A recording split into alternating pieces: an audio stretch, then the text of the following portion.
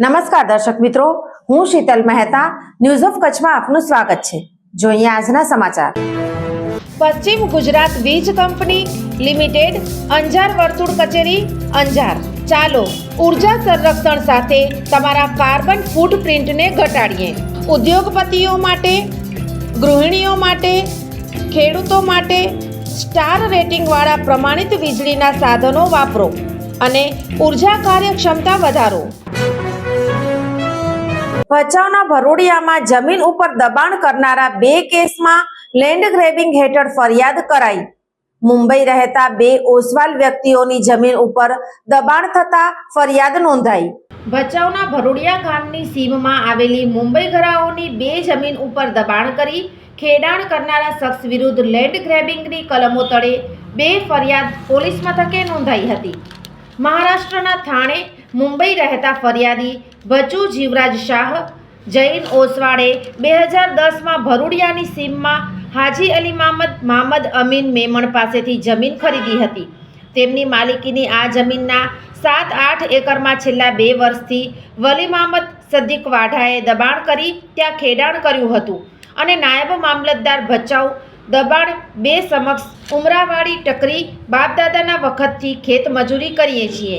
માપણી થયેથી દબાણ હશે તો કબજો છોડી દેશું તેવી કબૂલાત આપી હતી। તેમ છતાં આ જમીન પરથી કબજો મુક્ત કરાયો ન હતો। દરમિયાન વૃદ્ધ એવા ફરિયાદીએ લેન્ડ ગ્રેબિંગની કલમો તળે કાર્યવાહી થવા જિલ્લા સમાહર્તા સમક્ષ અરજી કરી હતી, જ્યાં બંને પક્ષોને સાંભળ્યા બાદ આદેશ કરાતા પોલીસે આ શખ્સ વિરુદ્ધ લેન્ડ ગ્રેબિંગની કલમો તળે ગુનો નોંધ્યો હતો। તેમજ મુંબઈના કુર્લા વેસ્ટમાં રહેનાર વેપારી કાંતિલાલ વેલજી સગા ઓસવાડ જઈને પણ વલી મામદ સિદ્દીક વાઢા વિરુદ્ધ ફરિયાદ કરી હતી। ફરિયાદીએ 2010માં પોતાની જમીન હાજી અલી મામદ અમીન પાસેથી ખરીદી હતી, જેમાં 1.5-2 એકરમાં આરોપીએ ગેરકાયદેસર રીતે દબાણ કરી લીધું હતું। આ પ્રકરણમાં પણ આરોપીએ કબજો ખાલી કરવાની કબૂલાત આપ્યા બાદ જમીન ખાલી કરી નહોતી। ફરિયાદીએ બનાવ અંગે લેન્ડ ગ્રેબિંગની કાર્યવાહી થવા માટે જિલ્લા સમાહર્તા સમક્ષ અરજી કરી હતી, જેમાં બંને પક્ષોને સાંભળ્યા બાદ કલેક્ટરે આદેશ કરતા ભચાઉ પોલીસે ગુનો નોંધી આગળની કાર્યવાહી હાથ ધરી છે। સોફ Kutch power by Opal electronics, LG best shop, Vijaynagar road Bhuj, Rambag road Adipur.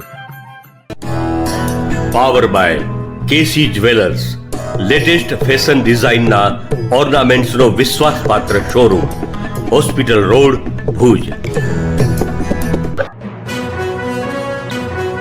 દર્શક મિત્રો, આજે તારીખ 8 જાન્યુઆરી 2025 આ હતા આજના સમાચાર।